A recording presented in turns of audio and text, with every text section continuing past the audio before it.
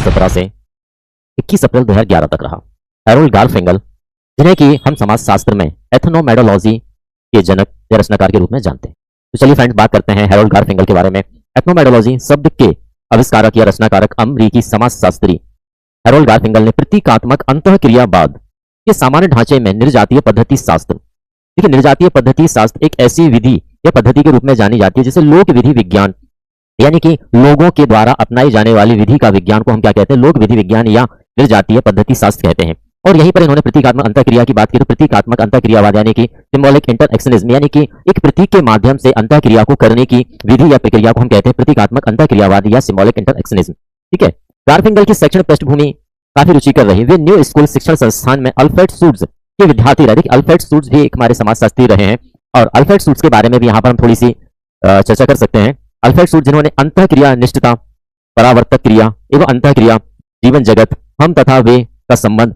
समाज विज्ञान साहित्य में प्रघटना शास्त्र शब्द का उपयोग करने वाले अल्फ्रेड शूट्ज रहे हमारे। तो इस प्रकार ऐसे महान विचारक के शिष्य के रूप में जाने जाते हैं हमारे हैरोल्ड गारफिंगल। चलिए आगे बात करते हैं। 1952 में शोध उपाधि प्राप्त की। अतः यह स्वीकार किया जाने लगा कि गारफिंगल के विचारों पर जहां एक ओर अल्फ्रेड शूट्ज के प्रघटना शास्त्र यानी कि फिनोमेनोलॉजी का प्रभाव है, वहां पार्सन्स के सामाजिक क्रिया सिद्धांत ने भी उनके विचारों को एक विशिष्ट ढांचे में ढालने में अपनी एक महत्वपूर्ण भूमिका अदा की। सन 1954 में वे लॉस एंजल्स स्थित कैलिफोर्निया विश्वविद्यालय में आ गए और यहां उन्होंने अपने विद्यार्थियों के साथ मिलकर निर्जाति पद्धति शास्त्र को विकसित किया। और इस विकसित करने के साथ साथ 1967 में इस विषय की प्रथम पुस्तक, जिसे आज भी हम जानते हैं स्टडी इन एथनोमेडोलॉजी, इनके द्वारा लिखी गई। और इसी के साथ साथ नवीन परिप्रेक्ष्य में समाजशास्त्र के चिर परिचित संरचनात्मक प्रकार्यात्मक परिप्रेक्ष्य के विरोध में तर्क प्रस्तुत कर रूढ़िवादी समाजशास्त्र को यहां पर नकार दिया गया। आगे बात करते हैं। इस उपागम का मुख्य उद्देश्य उन विधियों का पता लगाना रहा जो व्यक्ति प्रतिदिन के जीवन में अपनी क्रियाओं को विवेचन करने तथा उनका अर्थ ढूंढने में किया करते हैं। देखिए, कोई भी कार्य जब हम दिन प्रतिदिन करते हैं तो निश्चित बात उनके लिए जल्दी हो जाने के लिए हम कोई ना कोई विधि का प्रयोग अवश्य करते हैं। इस प्रकार एक बनी बनाई समाजशास्त्र की जो रूढ़िवादिता थी, उसको कहीं ना कहीं हैरोल्ड गारफिंगल के द्वारा अपनी पुस्तक स्टडी इन एथनोमेडोलॉजी में नकार दिया गया था। चलिए आगे बात करते हैं। दूसरे शब्दों में यदि हम कहें कि लोक विधि विज्ञान सामान्य ज्ञान और उन तरीकों एवं विधियों का एक समूह है जिसके द्वारा समाज के साधारण सदस्य अपनी क्रियाओं का अर्थ निकालकर उस परिस्थिति के अनुसार कार्य करते हैं जिस परिस्थिति में वे होते हैं। यह पार्सन्सवादी और शूट्जवादी दोनों के विचारों का एक घुलन मिलन परिणाम है। हम समझ सकते हैं कि पार्सन्स की सामाजिक क्रिया का यहाँ प्रयोग किया गया था और अल्फ्रेड शूट्ज के लोक विधि विज्ञान का भी यहाँ पर हम मिलन देख पाते हैं। व्यक्ति किस प्रकार सामाजिक यथार्थ के अंतर्निहित भाव की रचना करते हैं और उसे बनाए रखने में प्रयोग करते हैं, इसकी जानकारी प्राप्त करने में ही गारफिंगल की महत्वपूर्ण रुचि रही।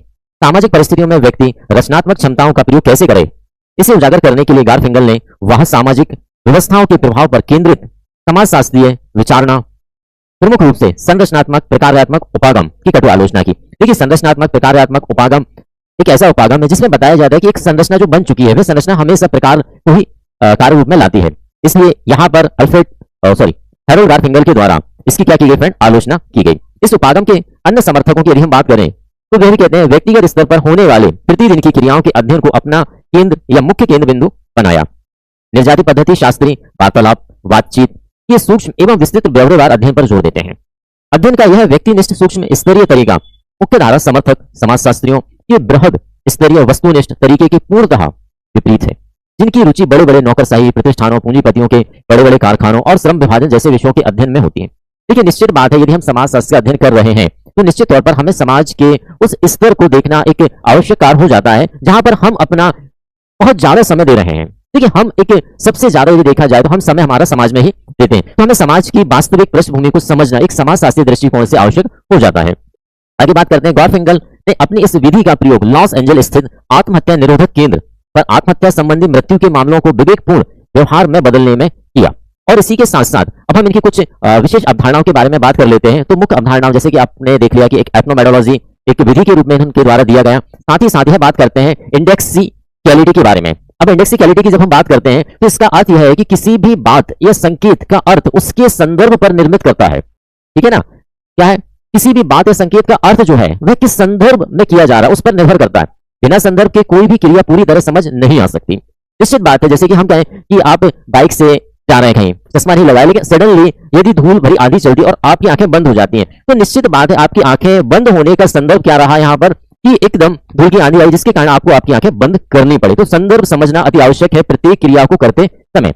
दूसरी प्रमुख अवधारणा की बात करते हैं रिफ्लेक्सिविटी में यह बताते हैं कि यह वह प्रक्रिया है जिसके द्वारा हम बातचीत और व्यवहार से यह साबित करते हैं कि हम एक व्यवस्थित और सामान्य स्थिति में हैं। कहते हैं कि हम रिफ्लेक्स, या हम ये कह सकते हैं सरल शब्दों में हम बहुत रिलैक्स हैं। रिलैक्स इन द सेंस क्या है कि हम एक ऐसी परिस्थिति या ऐसे व्यवहार में हैं जहां पर हम अपने आप को क्या मानते हैं, व्यवस्थित एक सामान्य स्थिति मानते हैं।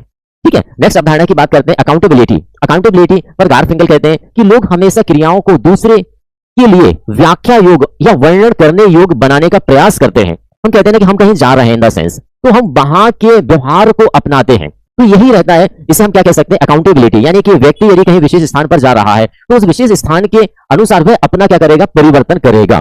जिसे आज के दौर में हम ये भी कह सकते हैं in the sense of show off, यानी कि व्यक्ति शो ऑफ के दौर में जी रहा होता है, जिसे कहा जाता है हैरोल्ड गारफिंगल के द्वारा अकाउंटेबिलिटी।